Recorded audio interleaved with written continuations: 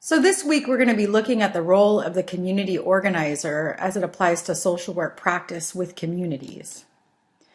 Community organization can be defined as working with the community, and it requires that the generalist practitioner be able to assess community function and design specific intervention techniques. Additionally, community organization has been recognized for many years as one of the main methods of social work practice, which is why we have so much of an emphasis on it in this program, and why the concepts around community organization are addressed in multiple courses that you're taking right now. Community organization can be defined in the context of a planned change model.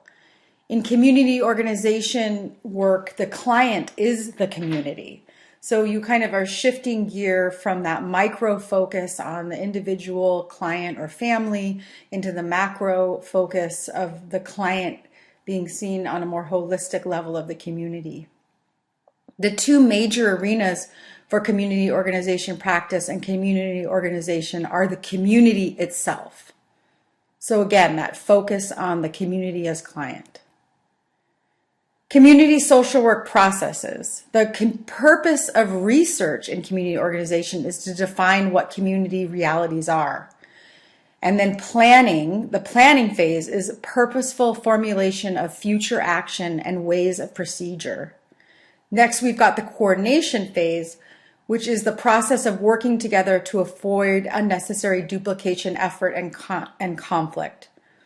So this PowerPoint presentation is put in place to act as a supplement to your text. The text is talking about community organization from the structural approach model, and this lecture is to give you a more global perspective on community organization and social work practice. Community social work process. So organization is the process of establishing a structure to accomplish certain goals. A formal organization usually gives substance to a movement. Financing is the process of collecting, budgeting, and spending funds in relation to community needs and resources. And this is incredibly significant because many community organization processes rely on grants and grant funding.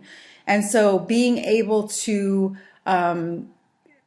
collect the information, being able to do a needs assessment, being able to implement budgeting and spending funds in relation to specific needs and resources in the community is essential for attaining resources and attaining funding so that you can implement your community organization process. So social work administration can be defined as the process of transforming social policy into social services. Committee operation is the essence of social work community practice. So for adequate committee operation, there needs to be an adequate representation for all of the groups that may be interested and involved in relation to a particular project. So this is, our program here has an emphasis on Indigenous social work practice. And this concept is particularly of importance when we look at social work practice in Indigenous communities. Historically, due to the social trends related to assimilation, social workers have come into Indigenous communities and done an assessment, and the motivations have been what concepts or ideas the outsider believes is important for the community.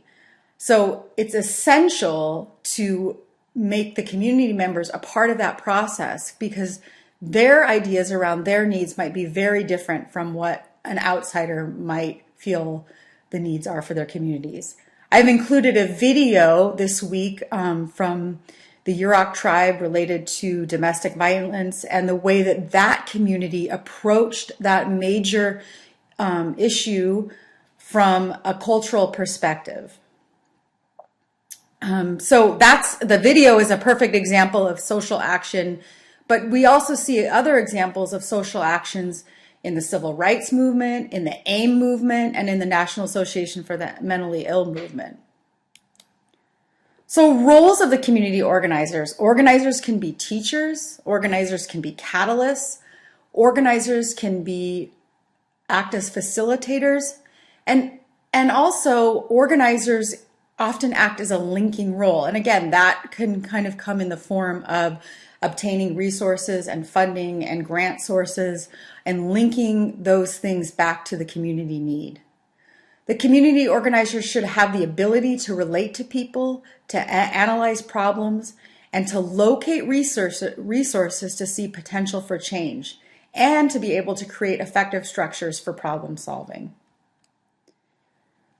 Further roles of the community organizers are advocacy and social action.